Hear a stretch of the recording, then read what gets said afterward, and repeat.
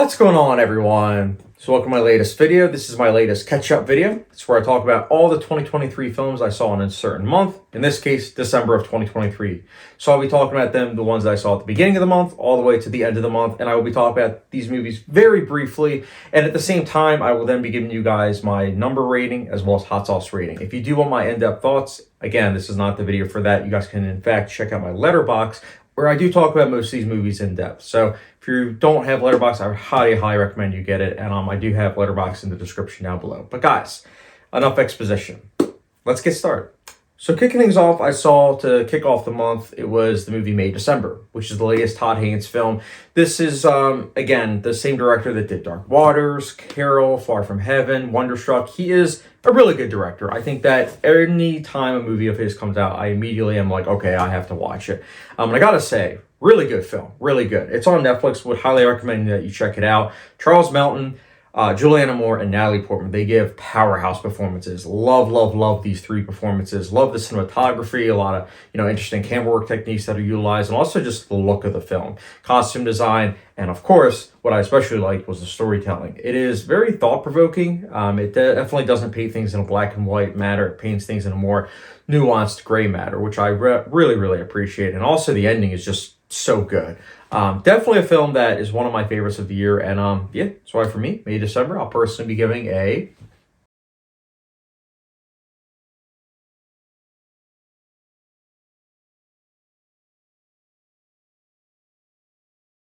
And next up, we have Dream Scenario, which is Nicolas Cage and an A24 film. Two things that immediately sold me onto wanting to watch this film. And I'm glad that I did. It's a rock solid film. Nicolas Cage gives a great performance. I really liked the range in this film that he gave. The comedy worked really well. I also liked the dramatic elements. And I thought that the storytelling itself was also just really intriguing. Definitely throughout the entire duration of the film kept me, invested. It's just an overall very well put together, rock solid film. I'm very curious to see if I'll be rewatching it down the line, but as it stands, I like Dream Scenario, I do, and I definitely think that if you are a fan of Nicolas Cage, definitely recommend watching it. And that's why for me, Dream Scenario, I'll be giving a...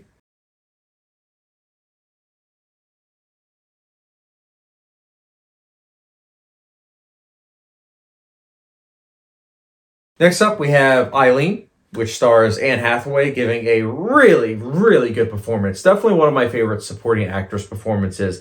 She does so much with her eyes in this film that I couldn't help at any single time that she was on screen. I was like, wow, she is really good. And I think what's also great is that this film has, not going to spoil anything, but there's something that happens around the halfway mark, and it really recontextualizes the entire first half. And it makes you look at Anne Hathaway's character as well as just the looks that she gives in a completely different manner that I really appreciated. Definitely a film that, knowing what happens ahead of time, kind of ruins the whole intrigue and also ruins the journey. But at the same time, even if you know it, at the same time, you can still appreciate all the filmmaking techniques that are utilized, because the film is... the directing is definitely really strong. Like, you trust this director. And by the end, I couldn't help but say, wow, that ending, that's definitely one of my favorite endings. Like, the last shot, really good. I could talk about this film all day. Even though the rating itself that I have it as, it's lower than what you might think. But that's only because the first half, whilst in retrospect I appreciate, the first half I did think was quite slow. But knowing with what happens in the second half, in retrospect, I just really appreciate it. And I'm curious on a rewatch how much better this film would be, or if I'll give it the same rating. But nonetheless, I still quite liked Eileen, and that's why for me, I'll personally be giving a...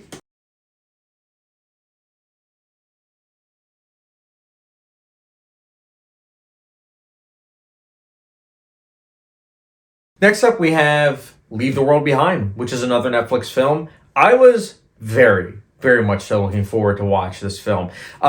It stars Mahershala Ali, one of my favorite actors working today, and Ethan Hawke. Ethan Hawke is one of my favorite actors just in general. But most importantly, this is I believe it's the sophomore film of director Sam Esmail, who directed the TV show Mr. Robot, my favorite TV show. So I was very curious to see his first film from my eyes, of him, working in terms of film. Because I know he did a feature-length film, which I haven't watched yet, so I was curious to see, though, this film, like how he makes a film and how it compares to his TV show, because his TV show is incredible. So it's like the bar is high.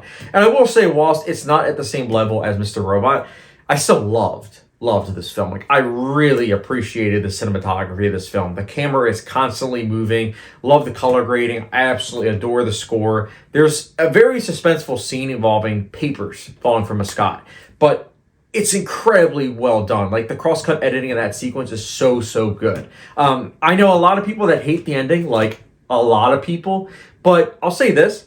I liked it. I actually thought it was quite good. Similar to May December, it was something that I found to be quite thought-provoking. And even if it's an ending that you might not like, the fact that it gets you talking is something that I really think is important. And that's why I love films in general. So the ending might not work for you as an individual, but everything that came before it, I think that it's something you can't disregard. Like, it is a very well put together film. So I really liked Leave the World Behind. I really did. And that's why for me, I'll personally be giving it a...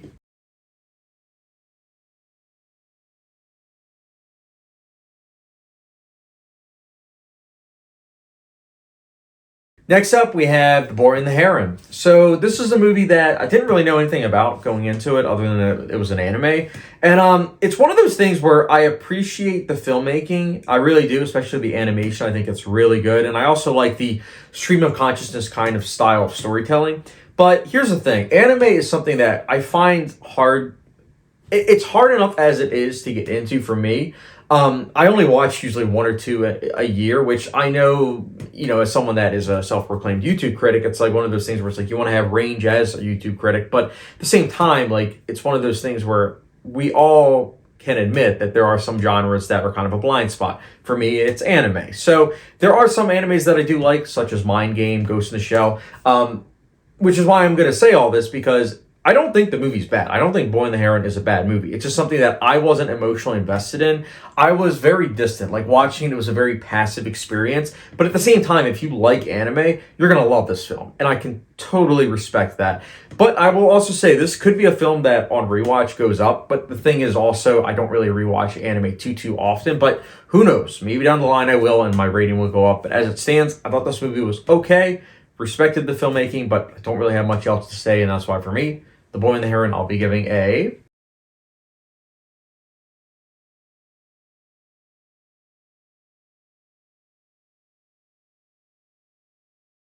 Next up, we have Wonka, which is the latest Paul King film. The same director that did the Paddington films, which I absolutely adore.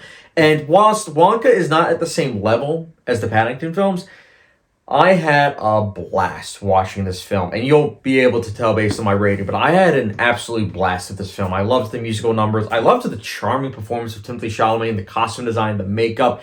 It's just a film that really put me in a good mood whilst watching the film. Even afterwards, it was like, wow, like, it felt like just eating a chocolate bar. Like, while eating a chocolate bar, you can't help but be like, wow, I really enjoyed that. But at the same time, if you don't like chocolate bars, you're not going to like this movie, which is why I'm saying this, because it's a metaphor for saying musicals. If you don't like musicals, this movie will not change your mind in the slightest as to, hey, musicals can actually be good.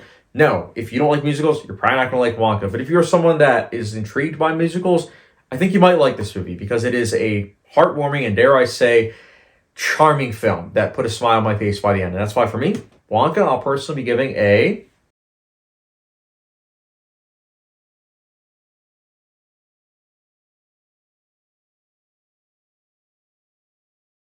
Next up, we have Chicken Run, Dawn of the Nugget. So this is the long awaited sequel.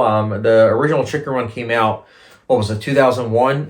Funny story, I said this in my Letterboxd review for the original Chicken Run, but Chicken Run was a film that scared me to death when I was watching it at age 5. I didn't even finish it when I was like 5. In fact, I didn't even watch the first Chicken Run all the way through until earlier this year. I didn't realize there was a Chicken Run sequel though. So it was just one of those things where I was finally like, you know what, I want to finally watch Chicken Run all the way through. And I loved the first Chicken Run. I really did. So it was just kind of ironic timing. And after watching Chicken Run, Dawn of the Nugget, it's not necessary. It's really not a necessary sequel, but it is something that I found to be enjoyable in the moment, even though there is a third act reveal of a character that was in the original. And let's just say they had a fate in the original that kind of makes it where they shouldn't be in the sequel, yet here we are, they were in the sequel. I didn't like that choice, I really didn't. In fact, it really halted the enjoyment for me personally, but still, I did like Chicken Run Doll and Nugget. I love claymation. Going back to The Boy and the Heron, that's a movie that, it's anime. It's a specific style, so if you like that, then you'll probably enjoy it. And for me, Chicken Run Doll and Nugget, it's a movie that I'm kind of lean towards anyways because I really, really like claymation. Like, automatically, that's something I just really appreciate, like, a lot. It's probably my favorite style of animation. So I enjoy this movie, but at the same time, like, seeing reviews on Letterboxd as to people not really liking this movie, I get it, I do, because it's not a necessary movie. But again, I would be lying if I said that I didn't enjoy this movie, because I did. For 90 or so minutes, I liked this movie, and that's why for me, Chicken Run Doll and the Nugget, I'll be giving a...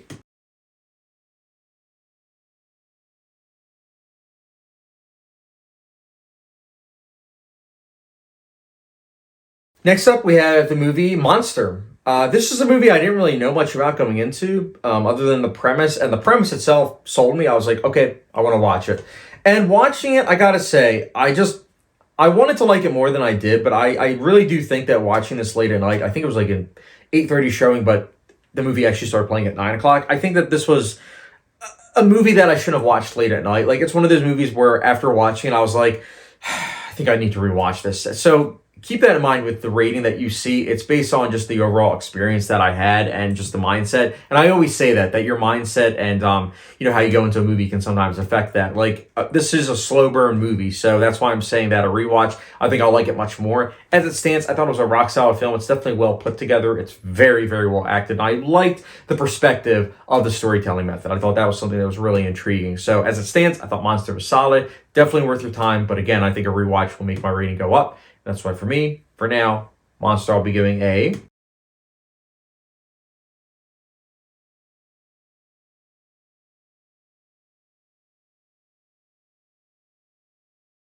Next up, we have Ferrari. This is the latest Michael Mann film. The same director that gave us, of course, Heat, Collateral, Lost in the Mohicans, and of course, my personal favorite, The Insider. I was looking forward to this movie. I really was, especially because Adam Driver's in it, Penelope Cruz. I really, really like both. Shailene Woodley as well. I think she's really good. But this movie, unfortunately, was very uneven. I will say this. I was not a fan of the first half, like, at all. It was a slog to get through, which is something that was very disheartening because I actually watched this on a one-day early screening for Dolby. So you would think that the Dolby experience of the sound mixing would really enhance it, but believe it or not, early on, like the first 10 minutes, the sound mixing was just kind of off. It got better for sure. In fact, the second half, the sound mixing was great, and during the racing scenes, it's really, really good.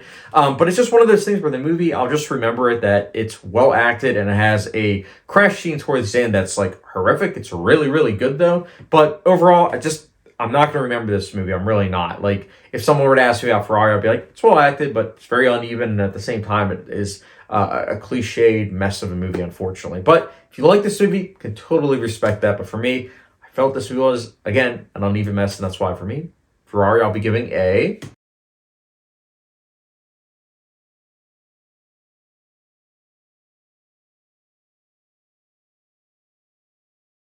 Next up, we have Poor Things. This was one of my most anticipated films of 2023, which is why I was disheartened that it got pushed back from September to December. But at the same time, I will say this.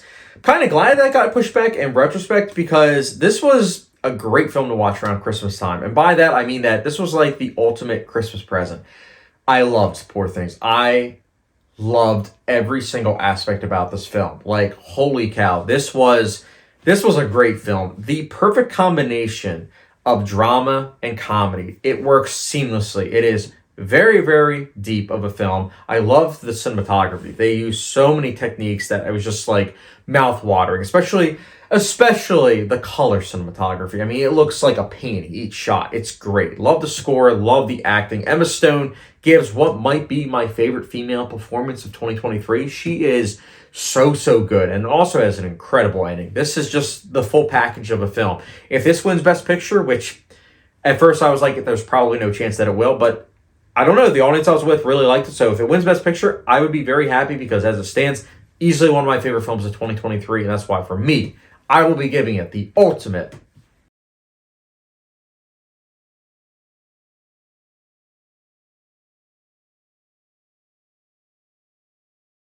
Next up, we have The Ironclaw. This is a film that stars Zac Efron. I did not know the true life story of the Von Erichs. I went into this blind other than, hey, it's got wrestling and it's an A24 film that stars Zac Efron. And I'm glad that I did because, holy cow, this was a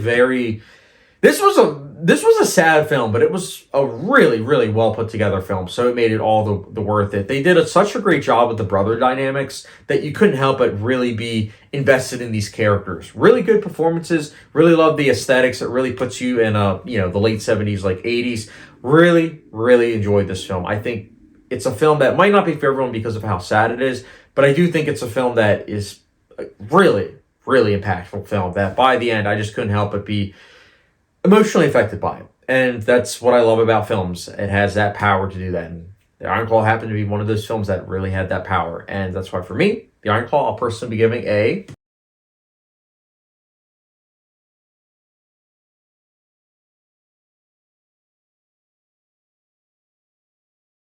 Next up, we have a movie that I desperately wanted to love, but unfortunately did not. And that movie is Maestro.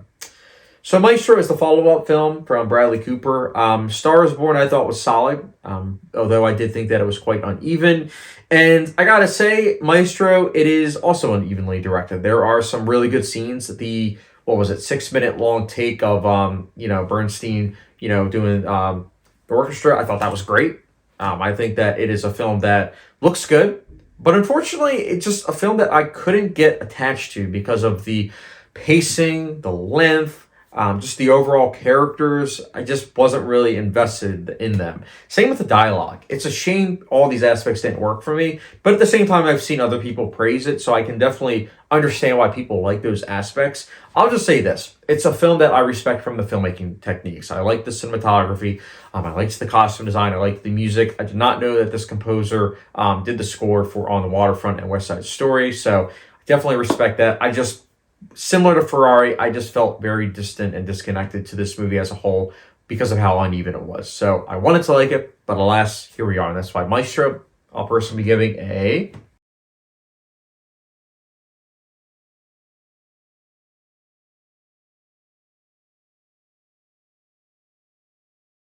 Next up, we have Mr. Monk's Last Case. This is a Peacock original, from what I understand, and it is the follow-up from the TV show Monk, which ran from, I think it was 2002 to 2009. Yes, I did watch that TV show, and that's actually, that TV show combined with Contagion is what made me the self-proclaimed germaphobe that I am today. And I will say this. I was kind of curious about this movie. But after watching it, the only good thing about this movie was Tony Shalhoub's performance as Adrian Monk. Other than that, this movie just was very frustrating to watch. The opening scene, well, not the opening scene, but there's a scene where you can tell the villain right away. Like, their opening scene, you're like, this is the villain. But then at the same time, you've seen a lot of mysteries, so you're like, no, they're probably not going to make it that obvious. But with each passing scene, it's like, no, that's the villain. And it's just a film that I just felt very passive while watching. It's a film that does fly by, but at the same time, I just really did not care much for this movie. But I did like the experience watching this with, my wife and my parents. So I will give the film an extra half a star for that, as well as Tony Shalhoub's performance. But other than that, not really worth your time, unless you're a fan of the show. But even then, That's why for me, Mr. Monk's Last Case, I'll be giving a...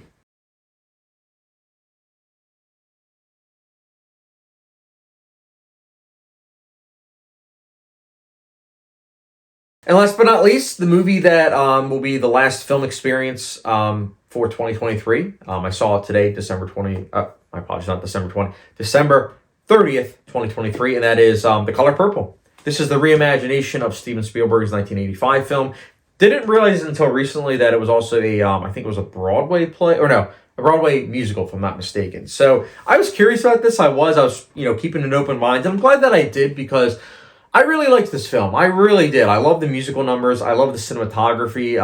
The cinematography is it's gorgeous. I love the performances. This is yet another movie that just reconfirms what I already knew, which is that Tara J.P. Henson is a great actress. She gives it her all. I really liked her performance. I would actually be quite happy if she got a supporting actress nomination. I don't think she will, but I really, really liked her performance. Just every time that she went on screen, it was like, wow, she's really killing it. I love the costume design, love the makeup. It's a film that I love the filmmaking. I was emotionally attached to these characters. And I do think that whilst I was kind of, curious about how the musical aspect would be for a story that's just so sad. Overall, I thought that it actually fit in terms of this reimagination, and I like the directing. Overall, a very rock solid film that, although I wasn't the biggest fan of the last musical number, I still think that overall it's a rock solid film. That's why for me, The Color Purple, I'll be giving a...